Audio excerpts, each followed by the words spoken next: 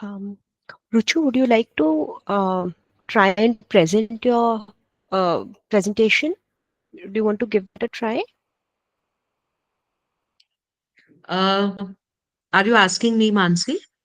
Yeah, Yes. yeah, So, yeah, I think that would be good if I just try. Just I'll start sharing my screen sure. and you please confirm me.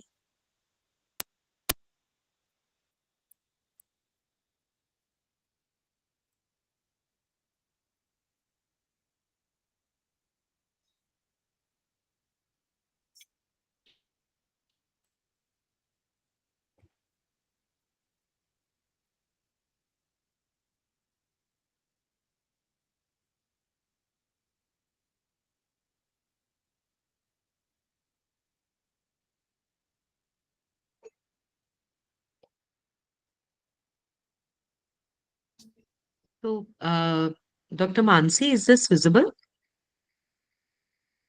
We can't see the full screen. Okay. I think you'll Now? have to share the, yes. Can you change the slide? Yeah, yeah, Yeah, perfect. yeah. Perfect, now? Thank Okay. you. Yes.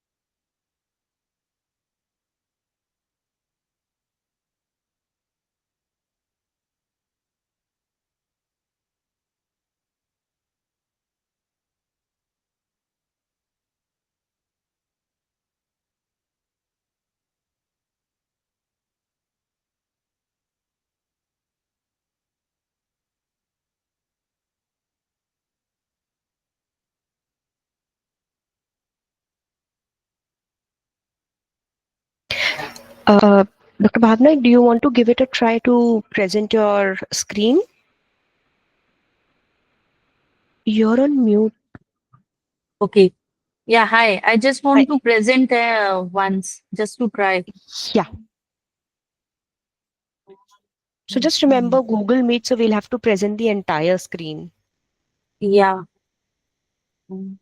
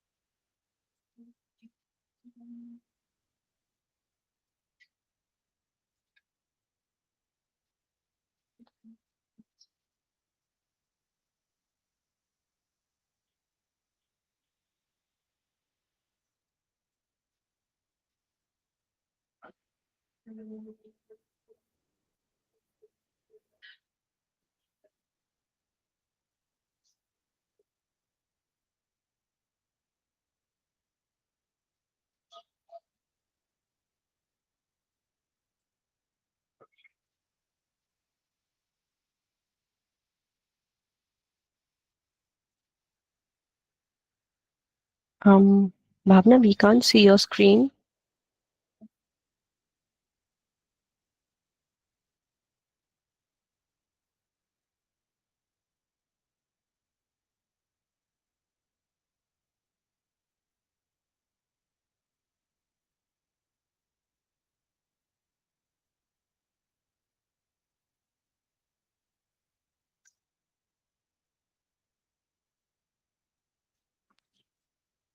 Can you see my screen right now? No. Okay. Do you want to share the presentation with me? Even on WhatsApp, if you share, I'll share the Just screen let then. me try once because if you have a hold, then you can at least do that. Is it visible No. now? No. Still Yes. not visible. Yes. Is Yes. it Now it's. visible? Yes. Yes. And Try is change. it Yes, it is moving. so it is moving also, and Yes. I am very much audible also, and the screen is Absolutely. also visible, right? That's right. Perfect. Yeah. Thank you. All Finally done. done. So I'll just go back to presenting.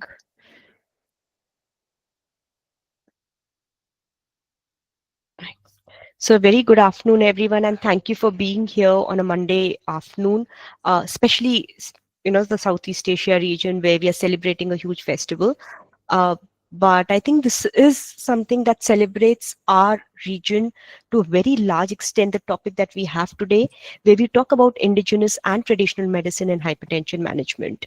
It's a pleasure to have Dr. Ruchu and Dr. Bhavna with us today, who both have extensive practice and exposure and experience in this field. Uh, our moderator today is Bijoya, who's an assistant professor and the HOD for dietetics and applied nutrition department at Amity University, Kolkata. Thank you, Bijoya, for being here. I know it's a huge festival for you today, but I think we wouldn't have been able to do it without you. She's got an extensive experience of over 23 years in this field of clinical nutrition and academia.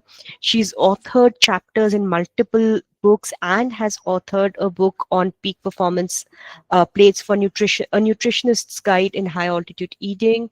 Uh, she's got loads and loads of awards and a lot of impactful contributions from establishing the RB Diet Clinic, as well as delivering the transformative wellness solutions to leading corporates, and has mentored students and professionals in advancing their expertise in dietetics and applied nutrition. She's currently pursuing her PhD, and it's a pleasure to have you here and uh, to have you moderate this session. Over to you, Bijoya, to take it forward. And it's, like I said, it's a pleasure and an honor to have you.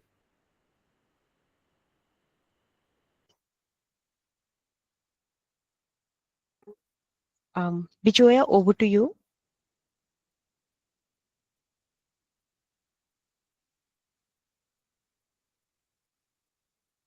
I think I'll stop sharing the screen.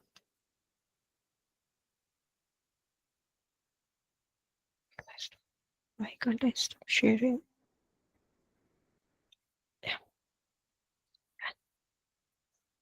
Um, Bijoya, we can't hear you. Can't hear you.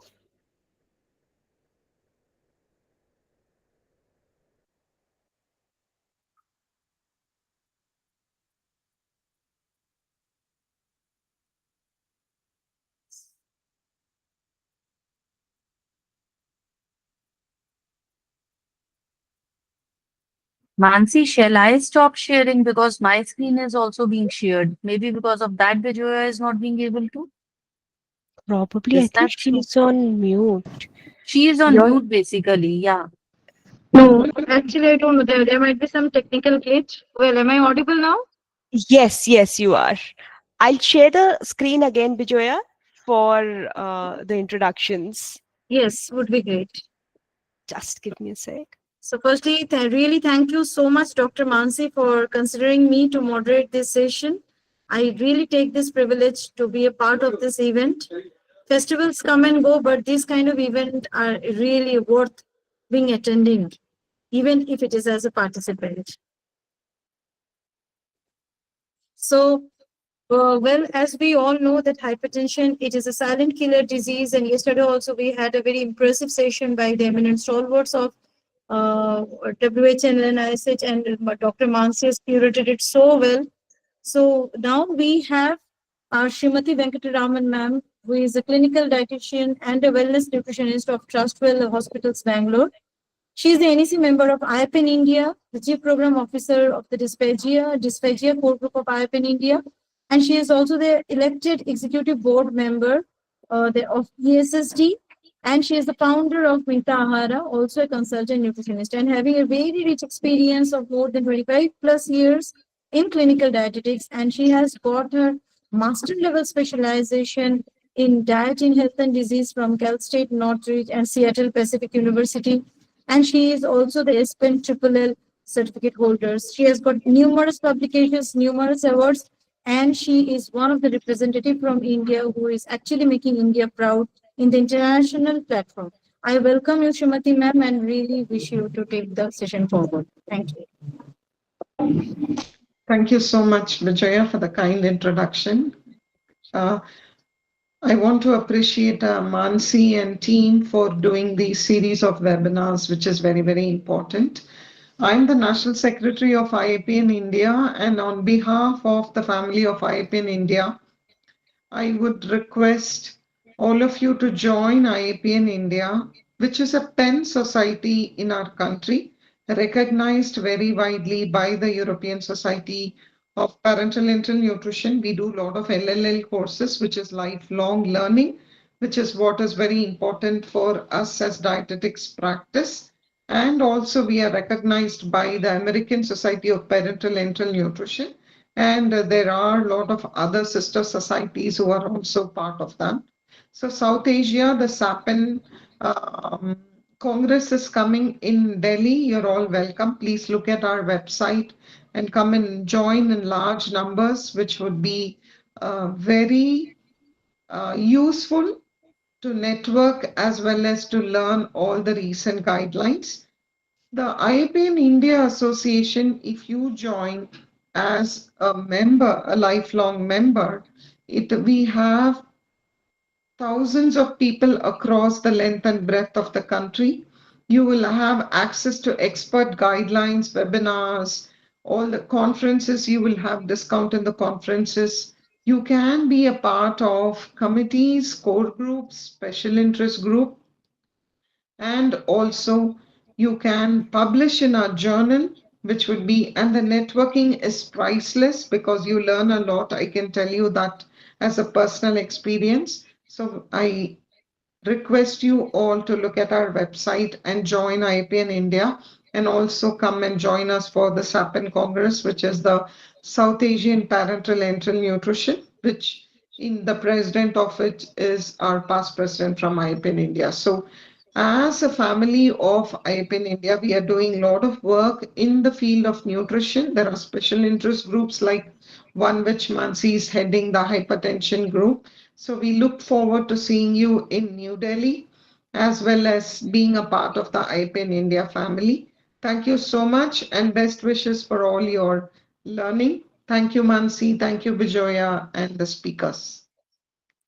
Thank Take care. you, Srimati.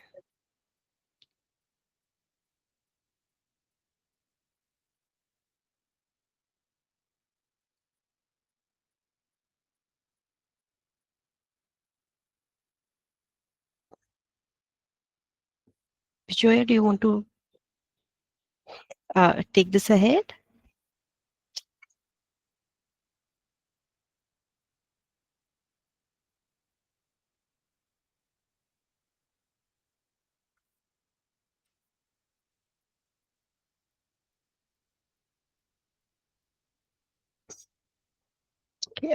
So I'll take the pleasure of inviting Professor Ruchu Kutiala, a very dear friend and an expert in the talk that she's going to deliver today. She's again a PhD scholar with over 15 publications, and she's a certified diabetes educator as well. And she's a professional post-traumatic stress disorder expert, as well as internationally recognized for her work in functional and bowel disorders. She's a certified ketosis health coach as well as an international diploma holder in dietary supplements. Um, She's also a member of the IAPN core group of diabetes and a committee member with the IAPN Pune chapter.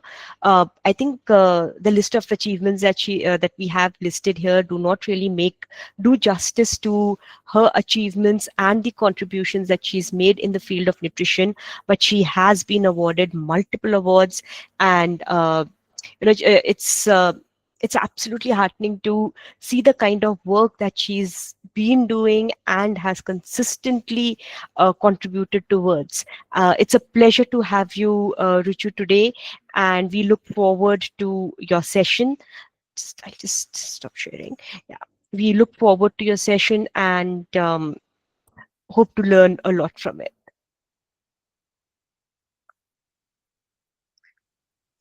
So, a very good afternoon to everybody. And thank you so much, Dr. Mansi, as well as IPEN Hypertension Group, for giving me this kind of opportunity. So, without any further ado, I guess I would be sharing my presentation. Uh, I would also request uh, Dr. Bhavna, if you could just stop, I guess, something you are presenting. Just could you check? Yes, thank you so much. Thank you. Dr. Mansi, once I present, could you please confirm it to me that it is Yeah, sure. visible?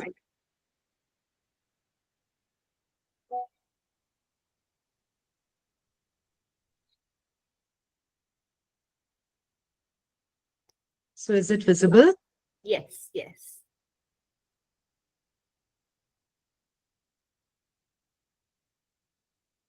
Could someone please confirm it to me so that I It's should start? visible. It's visible. All right, thank you. And I guess I'm audible properly, or shall I stop my video if No, in case there is a No, crack? you are audible. You are absolutely audible. Yeah. All right, all right. So thank you so much.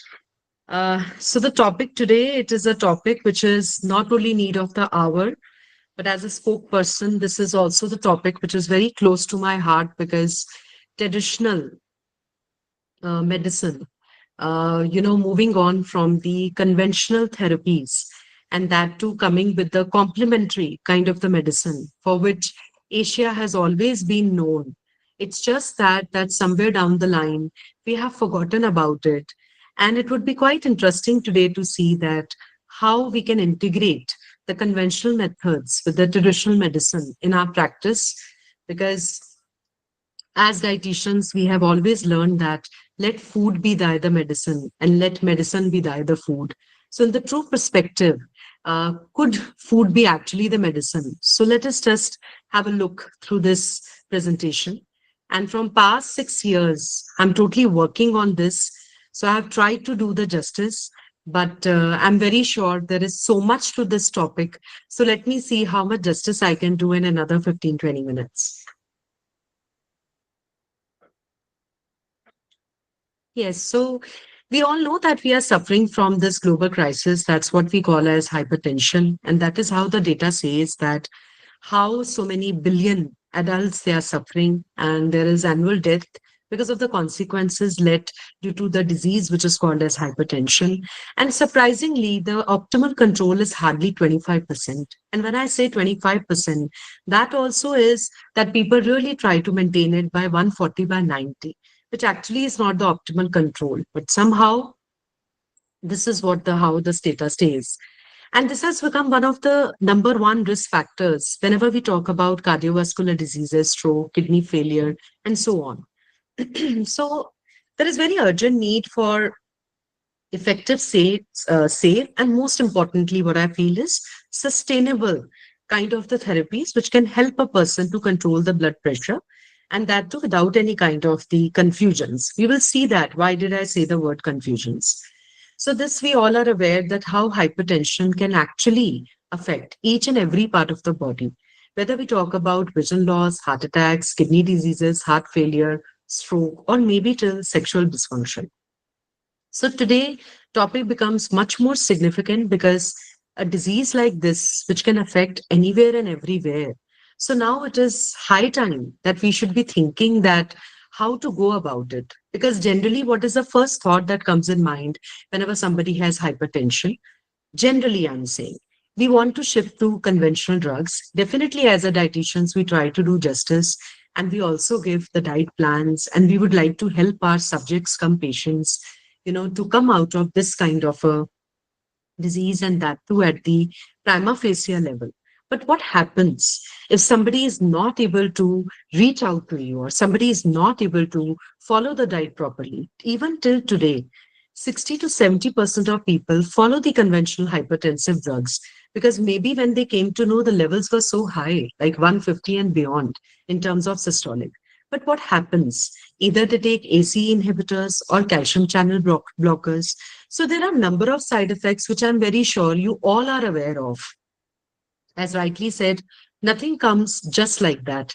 You have to bear the cost. So the cost could be very generic, like headaches, dizziness, depending upon person to person, or it could be going till the cardiovascular warning, like possible worsening of chest pain or angina. So another thing is the sudden stopping. If we want to put our patient even to the remission plan, then even sudden stopping can worsen the symptoms. So we have to monitor for serious signs like chest pain, dizziness, or allergic reactions. Because allergic reactions could be there because of these drugs, even if somebody takes double the dosage, because we all are busy, so it happens. And liver related symptoms or other critical effects like stomach pain, or pancreatitis because of so many other confounding factors, muscle stiffness, and so on.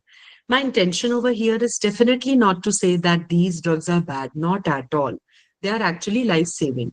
But at the same time, what I mean to say that yes, they come with the side effects. So if anybody wants to change their medication or want to shift to the traditional complementary kind of medicine, that's what we are talking today with conventional. It is very, very important to talk to your primary health practitioner that you are shifting to this. Even it is a duty of the dietitians if they are putting them to some kind of traditional, let me use the word TCM now, traditional complementary medicine.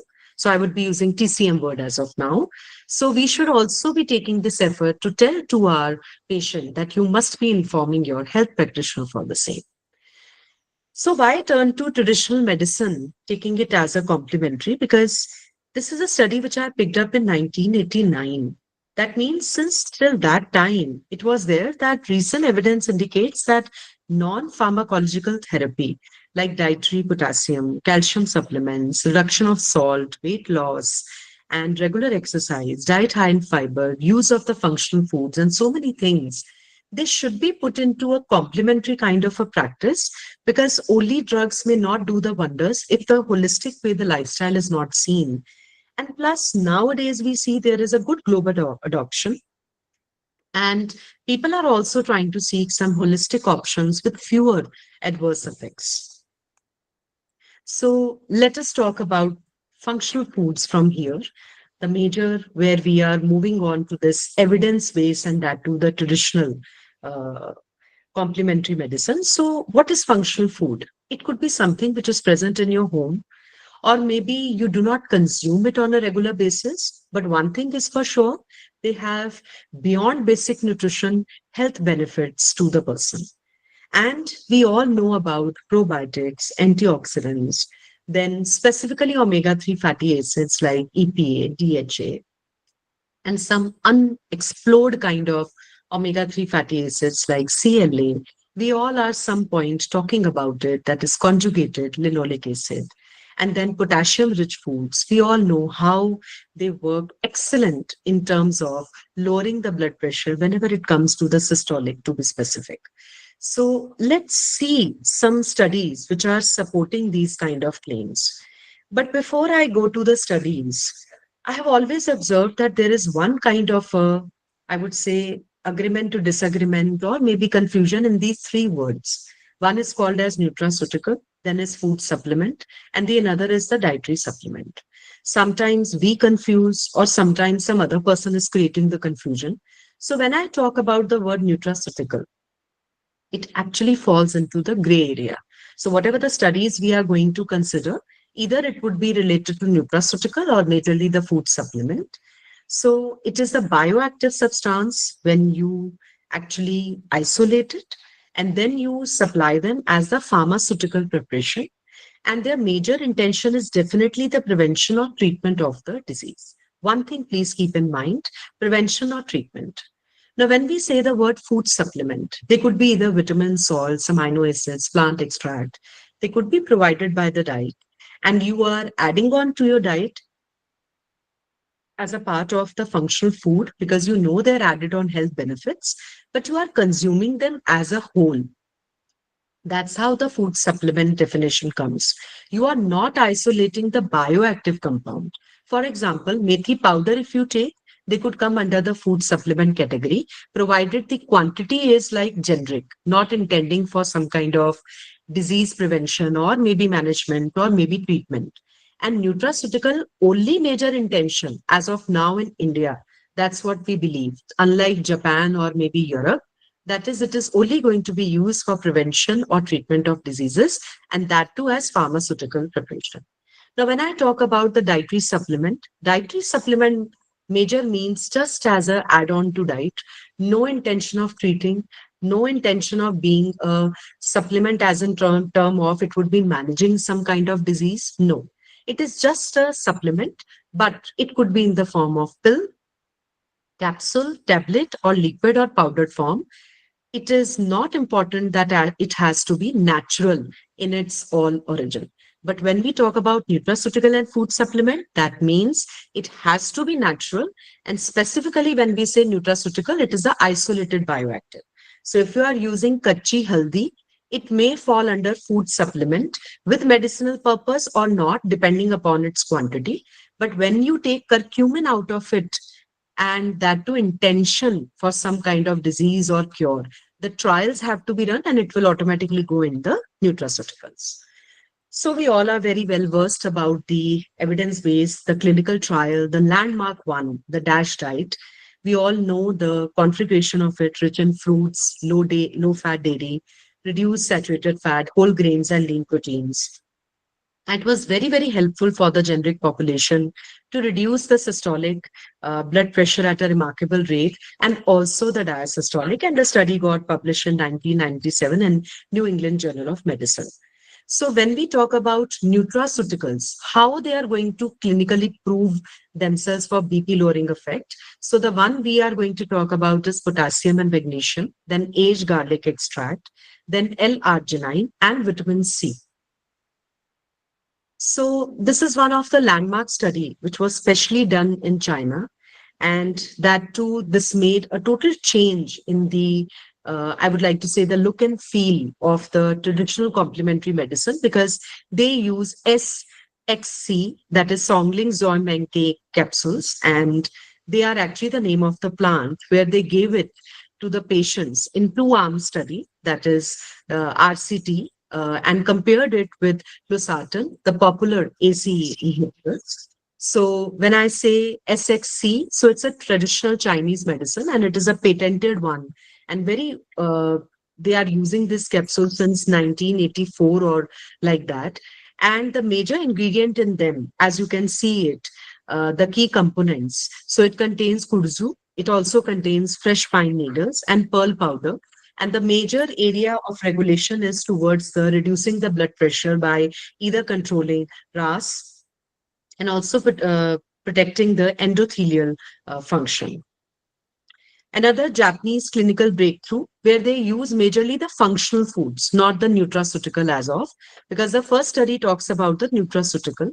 Now here the functional food, which were RCT, where they use low sodium, high potassium processed food. Again, very good findings because the p-value was very, very significant. So this also demonstrates the remarkable feasibility of implementing functional foods in free living population and bridging the gap. Similarly, polyphenols and hypertension. So, anthocyanins, when we talk, specifically blueberries, it has been proved in 2015 that they not only work beneficial for diabetic patient, but they also are very helpful in decreasing the hypertension. And this study was done in women. Similarly, pomegranates, they are very helpful in reducing the chronic diseases such as hypertension, arthritis, and so many more, and also maintaining the cholesterol levels. Probiotics and prebiotics, as I mentioned. I'm just going to read out the strains because these slides would be shared so you can have the details about it. That Lactobacilli, Bifidobacterium, and Streptococcus. Lot of the studies when you find on probiotics specifically, more than prebiotics is the another one, which I'll come like inulin. But lot of it, what you will find on the probiotics, you will come, maybe the work has been done more on these strains, or it is like that these are the strains which have found to be more beneficial.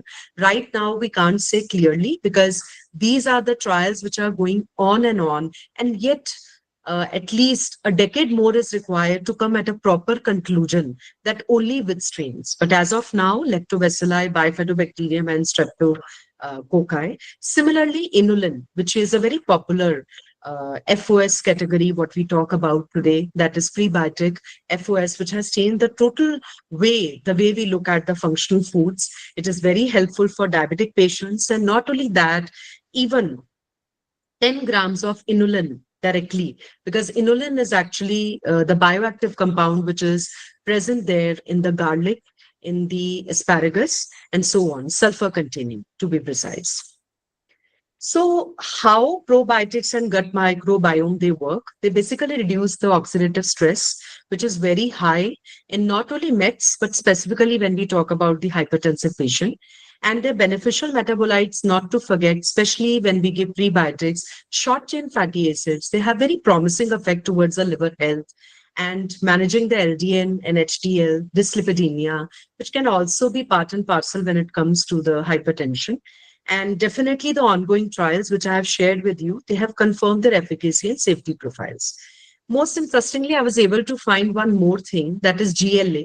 That is a form of the omega-6, that is gamma linoleic acid. So this has been found that 0.5 to 3 grams of it per day.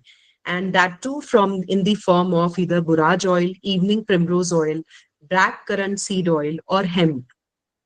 So if we give the quantity which is equivalent to 0.5 to 3 gram per day of these sources, or else directly giving this oil, of these sources like borage oil, evening primrose oil, blackcurrant seed oil, if you are giving directly. So it was very helpful, like in this study of the clinical trial, 6 gram of blackcurrant oil had a remarkable reduction in the diastolic blood pressure compared to the control.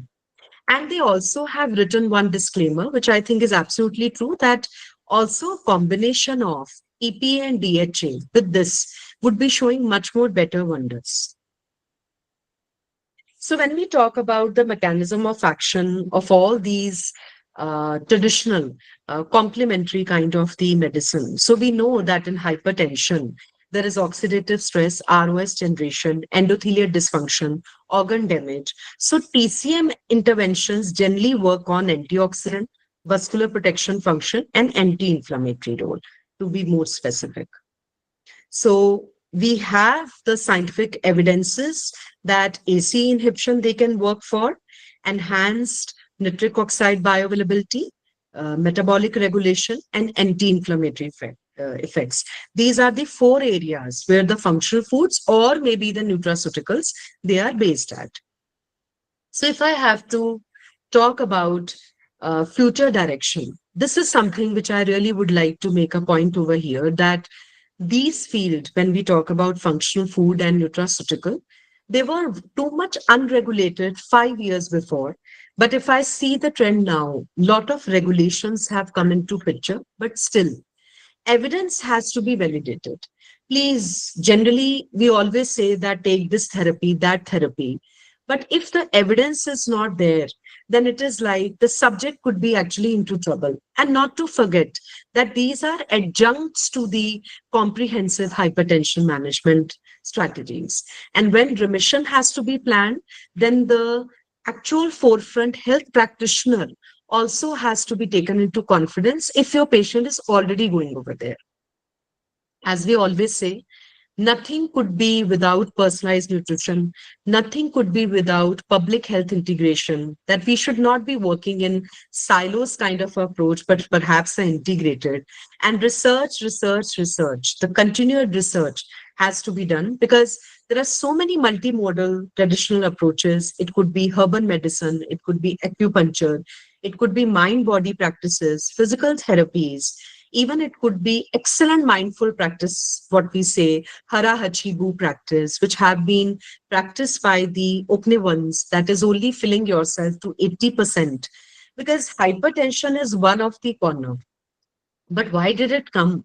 There are so many factors which are involved: BMI, your body composition, how do you take food as a behavior, whether your relationship with the food is deranged or whether your relationship food with the food is arranged for that kind of manner.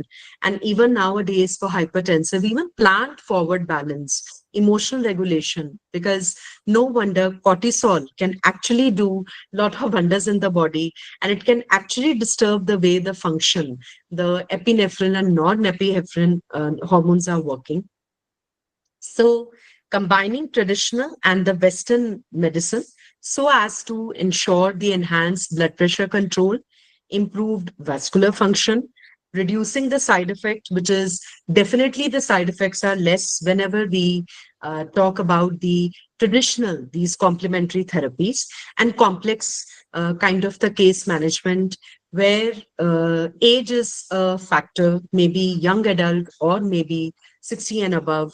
There we can definitely feel that traditional complementary medicines could really work very, very well. But as rightly said, there are a lot of research gaps and future directions, with which I would like to give a very strong message to the audience. Even if some traditional medication is not working, at least we should be careful that it should be safe. This is my message to the future dietitians who are actually going to do a lot of work on the functional foods. That even if I would like to repeat myself, that you were not able to give the result because of the use of that functional food, but make sure they are safe. That is, please get the certificate of analysis because we feel that they are natural, but never to forget that soil fertility and soil is filled with so many harmful, I would like to say, heavy metals and pesticides. So, in the hope of actually doing good to your client or patient, you should not be feeding them with so much of mercury, lead, and so many other heavy metals and even aflatoxins. So, what is to be done? For quality assurance, you should be doing certificate of analysis at the standardized labs where they would be checking your ingredients, which you have used to make that whole functional food, or maybe using it for the nutraceutical. And they would be giving you the certificate that yes, it is safe. Otherwise, you need to change from one vendor to another, and long-term safety data has to be done. Drug interactions has to be seen, careful monitoring that when you gave this kind of probiotic or maybe you gave this kind of functional food, is your client feeling a little bit of change in terms of bloating or maybe a rash or something? Never be blind that they are natural, so automatically the things would be good only. And most importantly, standardization means you cannot give anything which you feel is correct, like giving curcumin 10 grams or giving curcumin 2 grams. Who decides that? What is the minimum dosage and what is the maximum dosage? So, for that, I would like to say FSS Nutra Regulations 2021. Those who want to use functional foods as their medicines, please go for these regulations. They are very much available.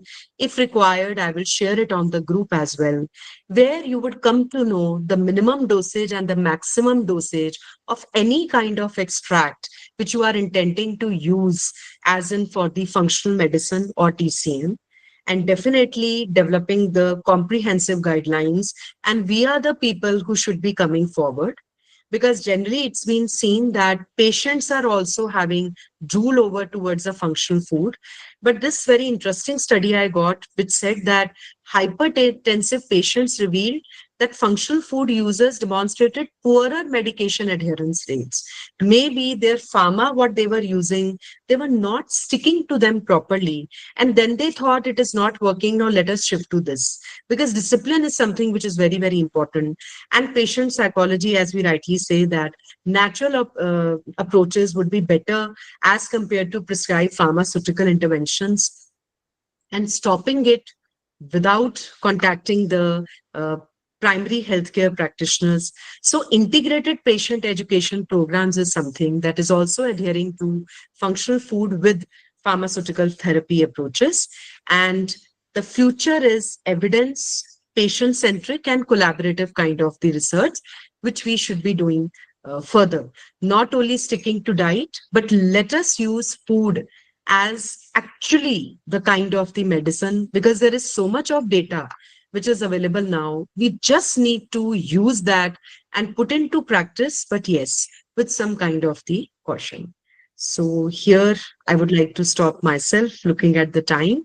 So just in the end, I would like to hope that we all take care of our blood pressure, not after something or the other has occurred, but educating our vulnerable or maybe those kind of patients or subjects who have that genetical predisposition. Because let us not only take steps as a cure or maybe a curative therapy, let us take some steps as in the kind of true perspective of prevention. Because functional foods do not have side effects if they are taken as whole. Like taking methi dana as a whole, one spoon, will not have side effects to generally a lot of people. I'm saying this one example, but at the same time, picking up the glucoraphain or alpha side glucosidase of it in the nutraceutical, you need to be very, very particular. You need to check on the quantity because it is the bioactive compound in the concentrated form. So thank you so much for listening to me. So thanks. Thank you so much. Thank you so very much, Professor Ruchu, for this brilliant presentation. Such a good orator you have been. Like, we were just glued to our seat, and your presentation, the things that you have covered, I mean, truly commendable. So, one Thank thing you. that I'd really like to point it out, Professor Ruchu, is that this use of the functional foods and the nutraceuticals are the present in, because even the WHO is also recommending that yes, we should be going ahead more with the traditional foods. But yes, as you have mentioned it very correctly, which I thought to ask you about the dosages as well. But yeah, you mentioned it that we need to be very, very specific. If we are taking it in the food form, it is still okay. But if we are taking it in the synthetic form, then still the guidelines are awaited. And in absence of the guidelines, it really becomes difficult, like that which one is. But yes, you have also shared the FSS guidelines as well that you have mentioned. So thankful to Yes. you.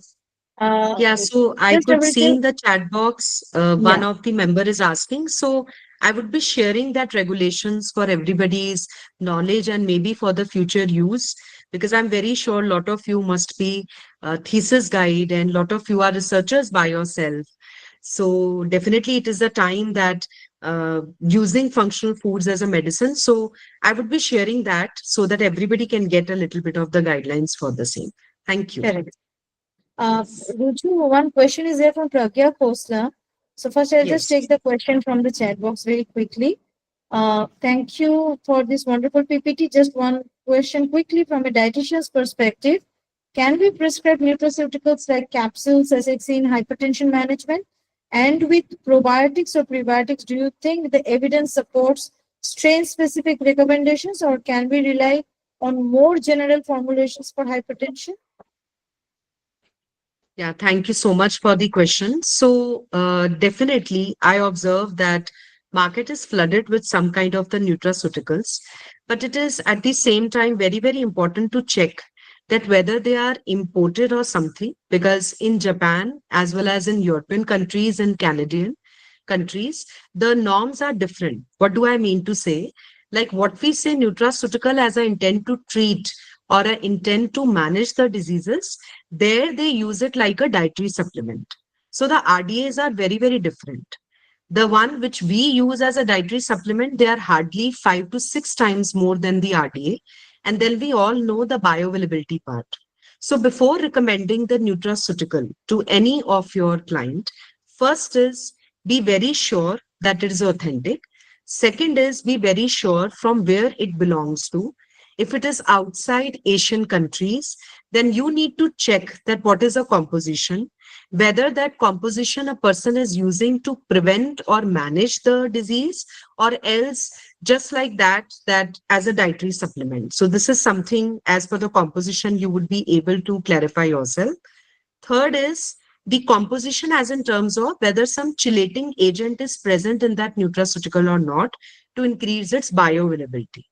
And fourth is also to talk to the health practitioner. I mean to say, if they are already taking some pharmaceutical, because nutraceutical is like a medicine only, at least in our country. It's not dietary supplement. So there are certain things which you have to keep it in mind, and please look at the composition. That's what my sincere advice to you, Pragya. Thank you, Professor Ruchu, for this Thank you. insight. Uh, as we are running short of time, we won't be taking much questions now. If after the session of Dr. Bhavna Gandhi, if we can get time, some, then we will definitely take up some more questions. I know we all are eager to learn more. And you may please drop your questions in the chat box, because in case if we cannot take the questions during the session, we would definitely put it across the speakers and we will share their reward to you through the WhatsApp. So now I would like to welcome Dr. Bhavna Gandhi. And before that, thank you, Professor Ruju, for your insightful session. So now we are moving ahead with another faculty for today's evening. So Dr. Bhavna Gandhi, if we really talk about her educational qualification, well, she is a PhD and a certified diabetes educator, and she is equally trained in bariatric dietetics, and she is a trained keto dietitian, pharmacist, naturopath, which makes her a suitable candidate for holding the faculty position for today. And she also is a pranic healer, yoga master. So she's already walking the path of the alternative treatment or the alternative therapies. Presently, she is chief dietitian at Lokpriya Hospital, consultant at Meerut Cancer Hospital, and director of Omnibus Healthcare. She is associated with various societies, and also she is the RD representative and former executive member of IDA Delhi chapter and vice president of IPN chapter Meerut. She is associated with Association of Diabetes Education and various other associations, including our own IPN. She has got a lot of awards and accolades, starting from Shield of Honor from Boston Heart Foundation to Merit Ratna from government-funded institution in the year 2013. And she also has received the Influential Women Award in 2023 and Quality Award State Level Excellence in Medical Nutrition Practice for Parenteral and Enteral Nutrition 2023-24. And she has got a lot of publications, broadcasts, books, book chapters she has written. So, Dr. Bhavna, without wasting much time, we will directly going ahead to you, over to you, and would really looking forward to your session today. Yeah, thank you very much, Bijoya, for this wonderful introduction. First of all, my heartfelt gratitude to Mansi and the organizers, as today is a World's Heart Day, and all of us are gathering here to celebrate it in a different form. This is a topic which is very much relevant for today's World Heart Day. Plus, this is a topic which is very much required in today's present scenario. Is my screen visible, Bijoya, and am I audible? Yes, yes, you are visible and you are audible. Yeah, thank you, Dr. Ruchu. You have given a platform for my talk. So the topic what I have been given is the crossroads of modern nutrition and traditional medicine and hypertension management. So as we all of us are aware, hypertension is known as high blood pressure and it is becoming like a epidemic. According to 2024, also ESC have also given the guideline that the systolic blood pressure have to be less than 140 and diastolic less than 90. There are three stages which have already been discussed yesterday. Stage 1, 140 to 159, stage 2, 160 to 179, and stage 3 is more than 180. Why am I discussing the stages Excuse again me, is, Dr. Bhavna. Are you yeah, sharing your screen? yeah, I'm sharing. The slides are not moving. No, the slides are not visible. Is that so? Now are they visible? Not yet. Please share the entire screen. I'm Don't already share the sharing tab. the Share the entire screen, please. I'm sharing the entire screen only. Uh, I've been Try sharing the stop entire. sharing and share again. Sorry. Try stop sharing and share again. Okay, I can do that.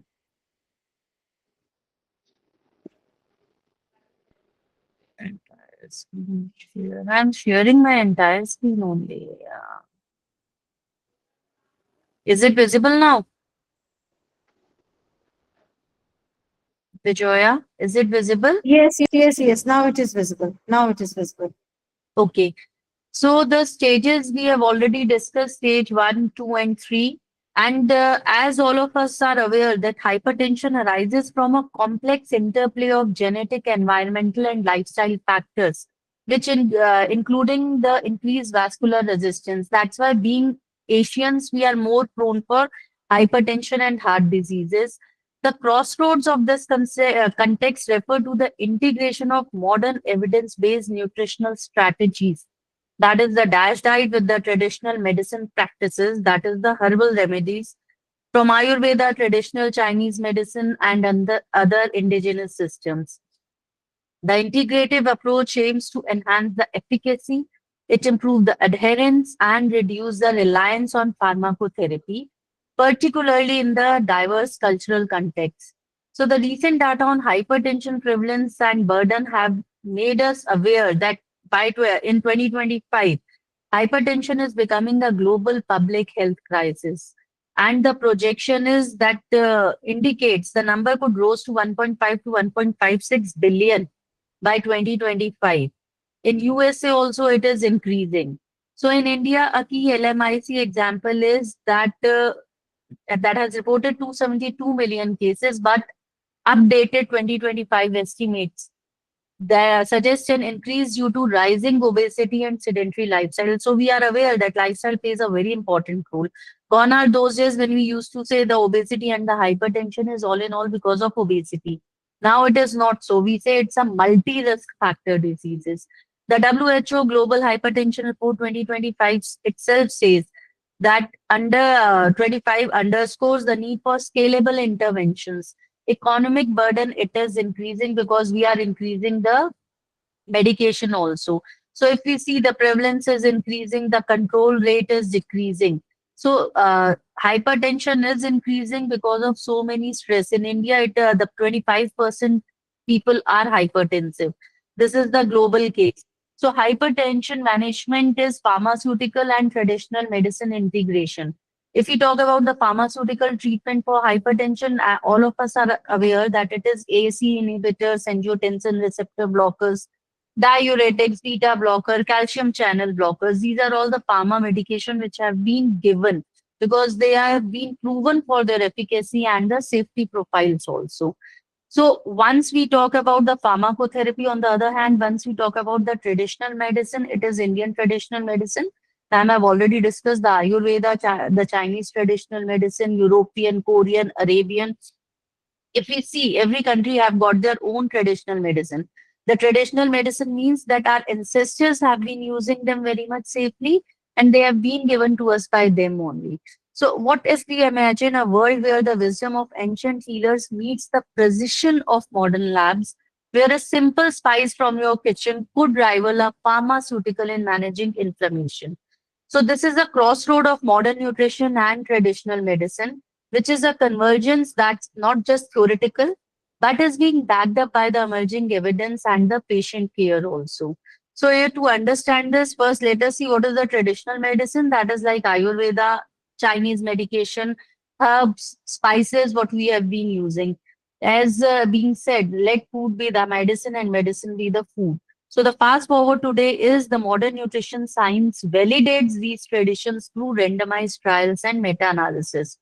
So the past few years, we have seen a surge in integrative studies. When we say integrative medicine, that is including all. So a 2024 review in Future Integrative Medicine have highlighted the synergy of nutrients and traditional remedies in the prevention with the supply of bioactive compounds like ginger, garlic, and the micronutrient needs to control the hypertension. In November 2024, the article was there. In 2025, this is a recent one, research in Journal of Integrative Medicine on Chinese culinary medicine shows that traditional Chinese medicine food therapy is yielding results comparable to the Western diets in the gut health. And a global policy analysis, future integrative medicine maps have also shown that 100 plus countries are using it very effectively. There aren't fringe ideas, they are growing evidence. Even WHO have also given from 2025 to 2034 the traditional medicine strategy calling for data driven integration. So the recent, if we talk about the TEDx, also is loaded with the same. So over 80% people in low and high income countries seek traditional complementary and integrative medicine for health needs. This is a WHO analysis. One of the biggest reason is the cost, because traditional medicines are cost effective. They are freely available. In 2024, meta-analysis in Frontiers in Pharmacology reviewed 50 plus trials, and it showed that 65% statistically significant efficacy in metabolic health also with the use of traditional medicine. And it is just an example that using red yeast rice, it was a traditional Chinese medicine staple food, which have reduced the LDL and have reduced the hyperlipidemia by 20 to 30%. So we rivaling the statins without the muscle fatigue risk, because all of us are aware if you are taking statins and if it doesn't suit you, you have that muscle fatigue and muscle pain. So if we see the adherence as being discussed, people are much more prone to the traditional medicine adherence. Reason being because that has been told to them by their ancestors. They have seen them being used in their families. So adherence rate is more with the traditional medicines. And cost effective, definitely they are cost effective. So these are the anomalies that have shown that 40% of natural supplements are being used. They are, we cannot say that as the adherence is more, so the it is not underscoring the need for evidence base. We really need to have the evidence base, but yet when integrated properly, the data shows a 25 to 40% boost in patient outcome across the equity focus system also. So the traditional medicine approaches are complementary. We are not saying that they are the replacement. It is a complementary thing, that what we are using, that is a traditional Chinese medicine, Ayurvedic examples. So Ayurveda emphasizes the lifestyle modification. As we said, naturopathy. Naturopathy is using the five elements of the nature. So Ayurveda is also using the herbs and the spices. So it is diet, exercise, stress management. So Arjun ki chal, most of us are aware, Arjun ki chal have been used since ages for using. Generally, when a patient comes to you, they say, "Hum to Arjun ki chal pee rahe hain because it is strengthening your heart." So traditionally revered, it has shown the cardiovascular health, which includes the strengthening of the heart and muscle. So the dosage is 500-gram bark extract, twice a daily. So potential contradictions are also there. So if something is coming with the pros, it have the cons also. In pharmacy, it enhances the effect of cardiac glycosides and blood pressure medication, potentially leading to excessively low blood pressures. Anticoagulants and antiplatelets, if a patient is already on VAF and aspirin, Arjun ki chal may have mild antiplatelet effects. Existing heart condition should only be used under medical supervision.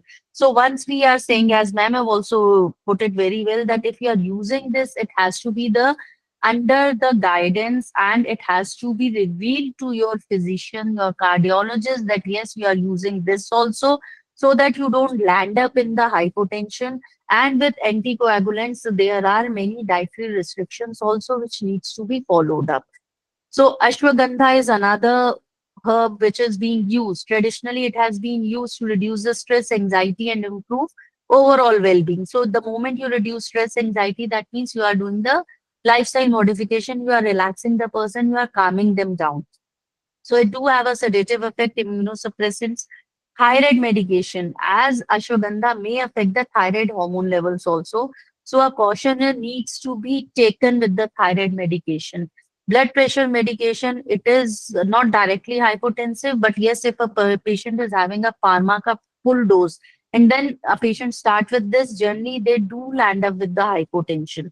So it is I'll say request to all the budding dietitians, as we are trying to say that we are telling you that you can use them, but it has to be that you need to be sure of dosage first. You need to go for the trials first. You need to talk to your consultant first that yes, ma'am, we are going to start with this. So can we reduce the dose? And the very important thing, you need to tell it to your patient to maintain a BP log also and to see their signs and symptoms also. Sarpagandha, this is again a herb which is being freely used, but it needs a lot of caution because it have been it do have the side effects that depression, bradycardia, slow heart rate, nasal congestion.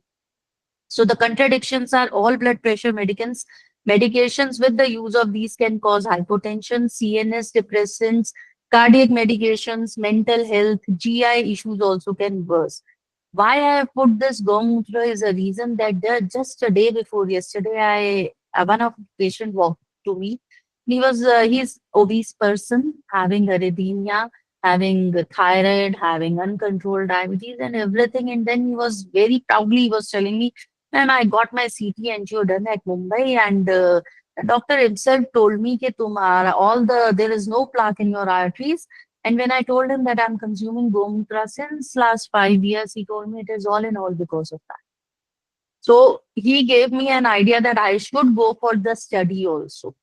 Okay, why is he saying so? Is it that much effective?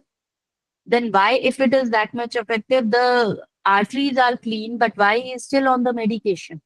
So when I went through this, the Gaumutra have got so many benefits, but lack of robust evidence is there. So the conclusion for Gaumutra is that based on current scientific and medical understanding, the use of Gaumutra for managing hypertension or any other medical condition is not recommended. But that patient was very much happy. See, because of Gaumutra, I could have controlled, but he is not realizing that he is having all the other medications also which may have helped him out, or rather, they are helping out. So, this is a condition where we cannot say the Gaumutra have helped, the pharmacotherapy is there. So, it has to be again the complementary things. These are the potential safety concerns with the Gaumutra. Modern nutrition and hypertension management has been proved. There have been lot of studies which are being there. So DASH diet is the diet which have been developed by the National Heart, Lung and Blood Institute and is a cornerstone. Like we say, diet is a cornerstone in diabetes management. DASH diet is a cornerstone in the hypertension management. It emphasizes fruits, vegetable, whole grains, low fat, dairy, lean proteins, and nuts while limiting the sodium. So once you limitize the sodium, when we say limitize the sodium, that doesn't mean that you are not supposed to have salt. When we say limitize the sodium, we say no table salt. That is achar, papad, chutney, namkeen, everything which should be restricted. So the recent data in 2023 also has shown that DASH diet reduces the systolic blood pressure by 6.74 mmHg. In 2025, NHLBI named DASH the best heart healthy diet and best diet for high blood pressure. In a 2025 clinical study in hypertension, found that DASH diet lowered the systolic as well as the diastolic blood pressure more than the Western diet, with the additive effects from time restricting eating, reducing the SBP by 12 mm. So 2025 trial have shown that DASH diet is the best diet. And in another 2025 study in JACC advances like higher DASH adherence to do better cardiovascular. See, what we were saying that adherence to the traditional medicine is there because of the low cost. So DASH diet is a diet which is a balanced, nutritionally balanced diet, which is a traditional diet. What you need to do is just include more of fruits and vegetables, decrease the fat intake and maintain the moderate carbohydrate intake. So statistical analysis from 2025 frontiers in public health study have used logistic regression to show an inverse association between DASH adherence and metabolic syndrome. Means the more you follow the DASH diet, reduces the your metabolic syndrome risk also. So this is a key component of the DASH diet: fruit, vegetable, whole grain, low fat, dairy, lean proteins, nuts and seeds. So this is a BP reduction, a graph showing that. So traditional medicine in hypertension management, if we see, so nutraceuticals like garlic 600 to 1200 gram mg day extract. So generally we say 1 to 2 cloves per day. Again, you need to make it sure, you need to make aware your physician also that the patient is going to start with this. Showing the systolic blood pressure reduction via nitric oxide enhancement. Hibiscus tea have also been used, which mimics the ACE inhibitors. Cinnamon 1 to 6 gram per day improves the endothelial function. It works as a diuretic. Methi dana is also there. Dhania is also there. So traditional medicine encompasses herbal remedies, acupuncture, mind-body practices from systems like Ayurveda, traditional Chinese medicine, African herbalism, garlic, hibiscus, cinnamon, these are commonly being used. In India also, if we see, these are the spices and condiments which are already being added. So they should be included as a part of your diet. It shouldn't be like that you are using them as a treatment. They are like a complementary thing to your pharmaceutical treatment. So see, if the patient is in stage 1, you can very well start with them, making sure that you are informing your physician also. But in stage 2 and stage 3, if you are committing, yes, we can control with that, please don't do so. You need to have a word with your physician also. You need to be observant. You need to be on your toes. You need to tell and educate the patient to note down their BP as well as the sign and the symptoms also. So in TCM, Hawthorne and Arjuna Bach are used at 2025 integrative review reported 25% CVD risk is there. So these are the common traditional herbs, garlic, hibiscus, cinnamon, and hawthorn. This is a graph which shows the reduction of systolic as well as the diastolic blood pressure. So integrative approaches is the crossroad. That is, we are using part of traditional medication as a part of our diet, a part of your normal traditional diet, following the traditional food ingredients, indigenous food ingredients. So a 2025 East meets West approach in Singapore integrated TCM herbs with the dash, achieving sustained systolic blood pressure control in 70% of patients, which is a cohort study. So culturally tailored strategies per 2024 improved adherence by 20 to 30%, because what we are doing, we are following the culture. We are telling them to eat the food which is traditionally indigenously provided, which have been told to them by their ancestors to eat. So adherence is there, cost effectiveness is there, the results are there. So slowly and gradually down the lane, yes, we are finding the effects also.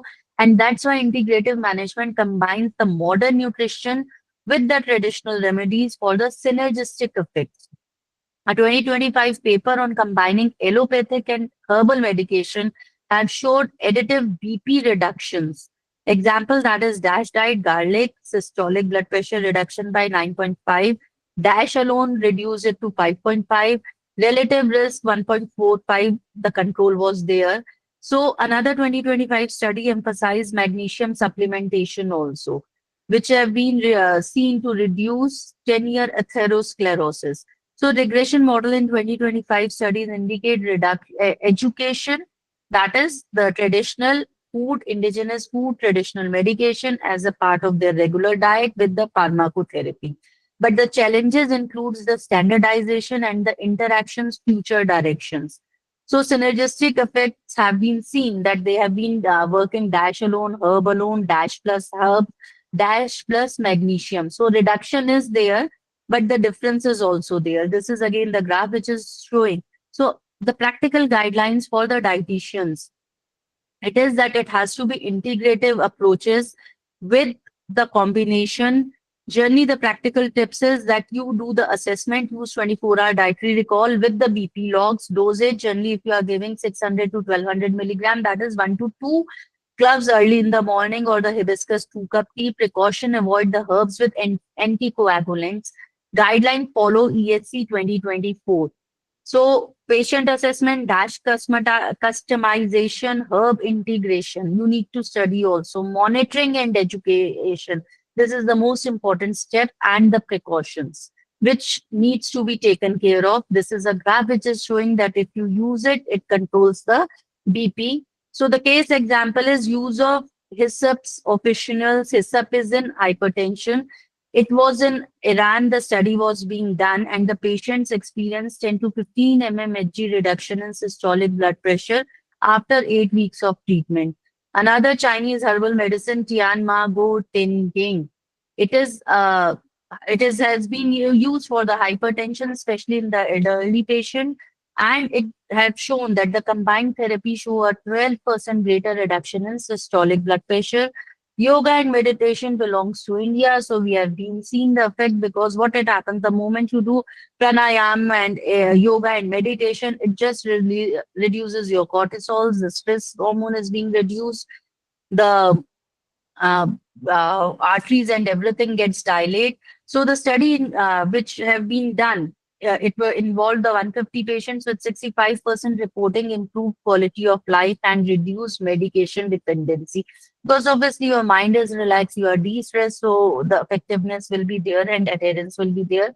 So the recent global statistical data shows that global prevalence of traditional medicine in hypertension. According to WHO, about 40% of hypertensive patients in Asia and Africa use traditional medicine as a part of their treatment plan. Effectiveness is there. A meta-analysis have already proven that. This is the effectiveness which have shown the reduction in the mean systolic BP with the yoga meditation, conventional medication. There are few general considerations which need to be taken care of. Is the very physician consultation is paramount. You need to make your patient and your physician aware, complementary versus alternative. Again, as ma'am is also repeatedly saying, and even I am saying, it has to be complementary, it is not alternative.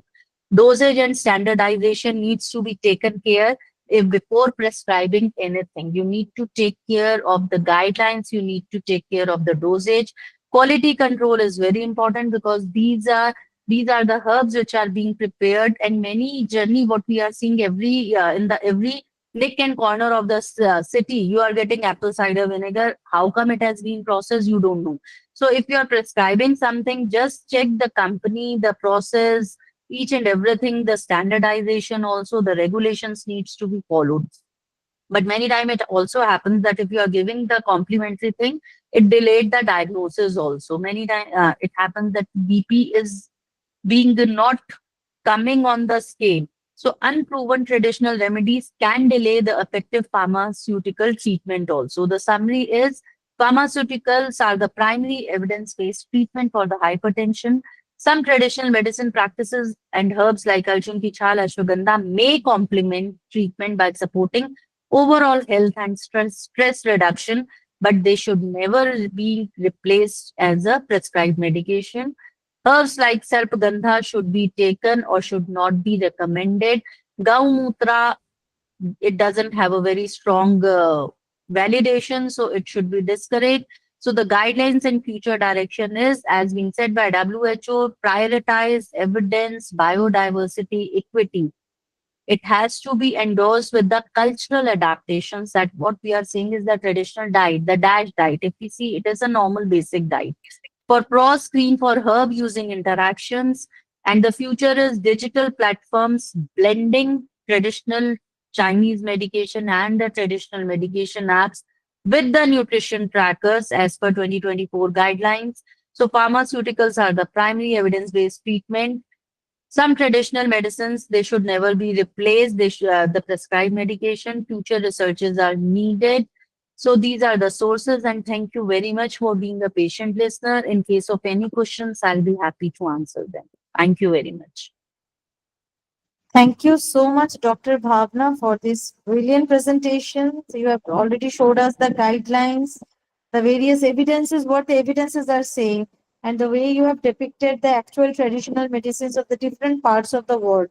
We have got questions in the chat box, but before that, I'd just like to ask you a question. That is, if we really see the alternative therapies, not, I mean, like previously they were the mainstream therapies, and India, we know that Ayurveda is very important and very prominent part of it, and wherein they are using various traditional plants, their extracts. Probably, if the companies are extracting the bioactive compounds and then making it or selling it in form of the nutraceuticals. But even the Ayurveda, which is also being approved by the government of India as a part of Ayush. Even we have Unani, and even we have the Tibetan medicines as well, which are all using the roots, bark, leaves, and the different natural plants, right? So, what is your take on it? I mean, like they are also the regulatory bodies of the which are approved by the the government of any country, and they are also having their own system of treatment. They are having their own evidences. Papers are also being published, and they are giving the medications accordingly. So, what is your take on it? I mean, like, which way? Because people, many of the times, whenever they get stuck with some kind of issues with the health, okay, especially for the resistant hypertension, when the medications are not working initially, people they think that which way to go. So sometimes they're jumping onto Ayurveda, sometimes they're jumping onto Unani, sometimes so they keep on jumping as well, and that also delays the result. What I feel. So, what is your take on it? I mean, they're also the being regulated by the regulatory bodies, and they're also using the traditional medicines. Exactly, I totally agree with you, Vijaya, on that. That's what I said, that we have been listening to Arjun Ki Chal, what I remember since my childhood, right? And now Right. we have been listening to Gavutra also. That's why I quoted that example also. We do have regulatory bodies also. See, every person is individual. Like in diet also, we say that every person is individual. Their demands and requirements are different. Jumping on to the conclusion that yes, apple cider vinegar is very good for the heart, very good for the hypertension is not an answer. What we are saying is that in hypertension, it's a multi-risk factor. We need to work upon the stress level also. Stress level needs to be controlled. It is not only through the food. It could be with the yoga, meditation, and all that. As you are saying, Unani, Ayurveda, the regulatory bodies, everything is there.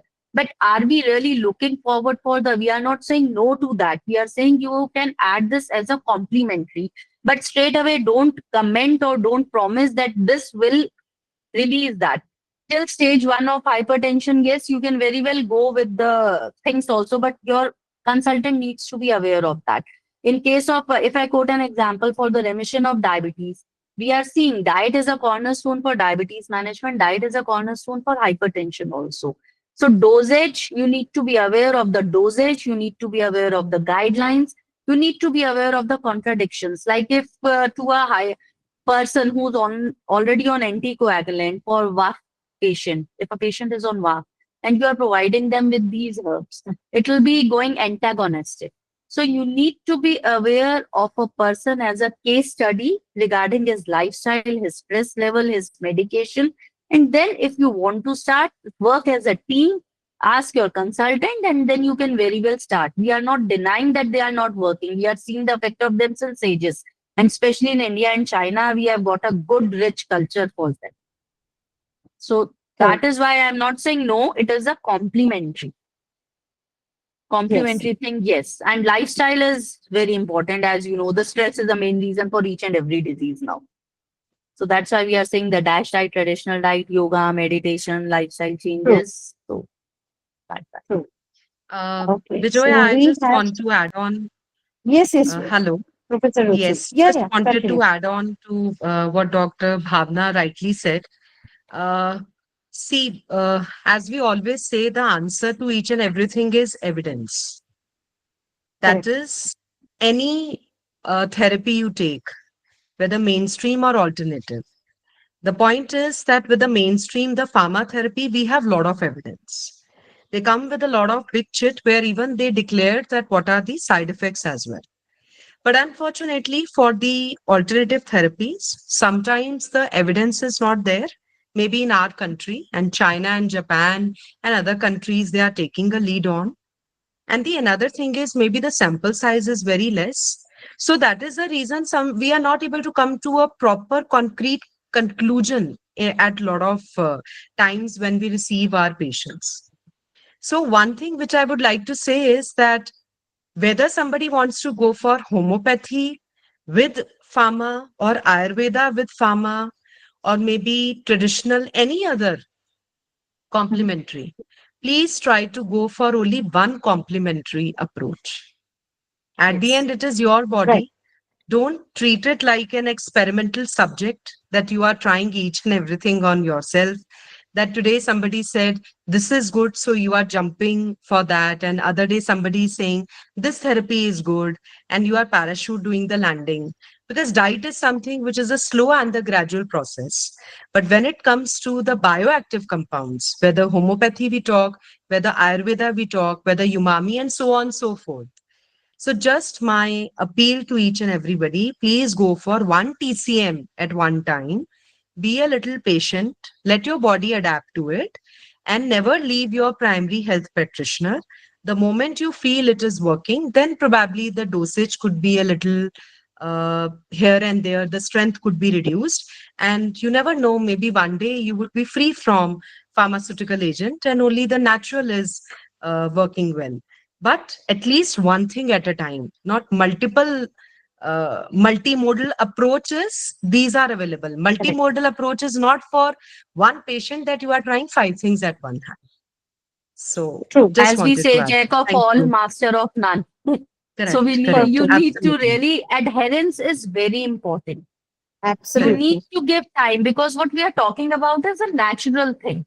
We are not talking about something non-living. It is a living thing with so many other factors also. So adherence is very important. You need to adhere. You need to have And discipline. one thing that I So have, everything. right. Yeah, please, Vijaya, you And were one saying. thing we have also seen, which probably I believe you all will also agree, that people, those who are hypertensive, many of the times they don't go to the doctor even. They say that, no, if I'm starting the medication, then I have to continue with the medication. Right. And sometimes, even if they're taking the medication, the moment they see that their blood pressure has gone down, they stop taking the medication, which I feel is more deadly. The reason being, it is a silent killer disease. You never know at what borderline, like at what level, it is suddenly going to give a good, good kick on our health. Right.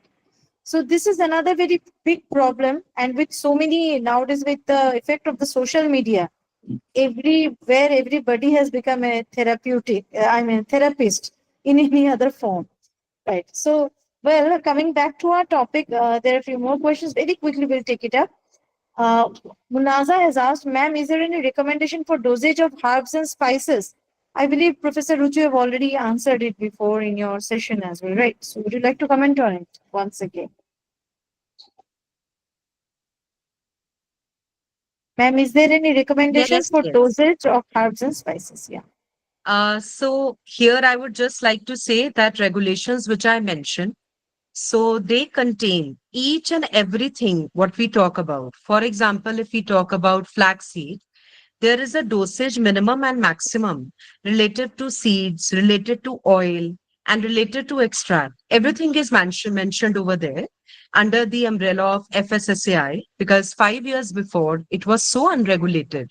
Because the same FSSAI, which also tells about biscuits, which tells about chips, as per the regulation, the same were also controlling nutraceutical in that same umbrella. But I'm very glad now the rules and regulation for extraordinary food, that's how we call them, health supplements, food supplements, probiotics, prebiotics, whom to call for medicinal approach, where you can make the health claim, how you have to make the health claim, where preclinical trials are required. Preclinical means on animals, and where clinical trials are required, that is on the human subject. All these guidelines are mentioned in that. So it is a very lengthy kind of a very comprehensive document, somewhere around 300 pages or so. I'll be more than happy to share with all of you. But one thing you all need to always clear in your mind, you are not authorized as a researcher to use anything which is not mentioned in that list. If you are going to use any ingredient, like for example, milk thistle, it is considered very good for liver patients. But if it is not mentioned in that document, then even if you want to go for any kind of trials, it won't be approved. So please be very clear. The composition has to be within that range only. And the name of that plant, extract, flower, bark, root, stem, anything like okra seed, okra outside coverage, okra plant, okra stem, everything is mentioned. So if you are using any part of it, it has to be there and within that range. So I guess this would be helpful. What you call as spices, they are actually functional. So everything Yeah. would be there. So I'll share with you, Bijoya, on that group. I Okay. guess it would be Sure. for everybody. Yeah. Thank you. Thank you so much. Thank you. Madhura Deshmukh has asked, thank you so much for very useful information on nutraceuticals. Just a question. Are preclinical studies such as cell-based and animal studies useful for determining appropriate dosages and demonstrating the safety and efficacy of bioactive compounds? Uh, I would like to say yes, definitely. For safety, preclinical trials would be very good when it comes to nutraceuticals because you are taking the bioactive form of it, isolated. But when it comes to functional foods, where you are using whole food, but in some different combination, like we believe cinnamon is good, methi is good, flaxseed is good, and maybe two, three more. But how come it would be if they all come together?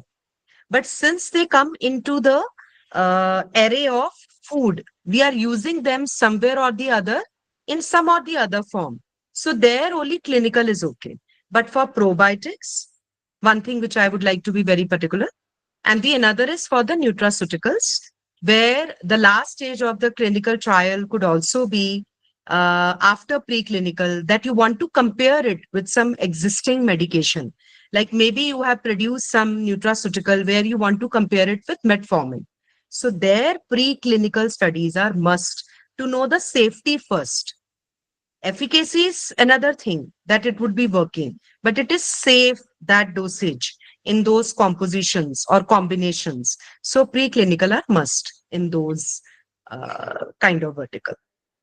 And Thank preclinical also with some number of patients. It is not so generally, ma'am. What I've seen is they are doing pilot study just on 20 patients and it's been done. So please don't follow any influencers or don't follow any information which is being given to you by chat GPT or so also. Unless and until you really study that, that link is there. It is a study, proper study with the evidence based. And you need to take the consent of the patient also beforehand. You cannot start with any patient like this only.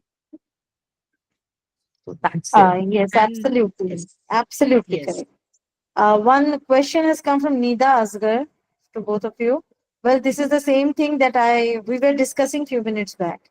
Like, ma'am, is it completely right that we need to take hypertensive medicines for lifelong, which is prescribed by physician? It's the same query. I mean, like the people they think nowadays, even they're thinking the same for even the hypothyroid cases. The L-troxin, no, I won't take. Then I have to take it for the lifetime. People are always apprehensive in taking and starting the medication. So, if I quote an example, we are seeing the remission of diabetes. In hypertension, see what happens there is a regulation of dosage for hypertensive patient is required. During summer's journey, you reduce the hypertensive medication, reason being because you are sweating. The sodium is coming out of your body. And during winters, you need to increase the dosage. So similarly, if you are starting with some complementary medication also, so the medication dosage can be regulated. It is not so that you cannot take it. If you are maintaining a BP log properly, if you are doing the BP log, you are talking to your physician. Yes, there are times from stage one where the medication have been stopped also. But if you are thinking to stop the medication at stage two or stage three, sorry, it may not be possible. And again, it is individualized thing. It is individualized tailor cut. So don't take it for granted that if you are starting with it, it will have to continue or it doesn't have to continue. It depends upon the condition and the lifestyle, the diet, everything. It's your lifestyle and your life.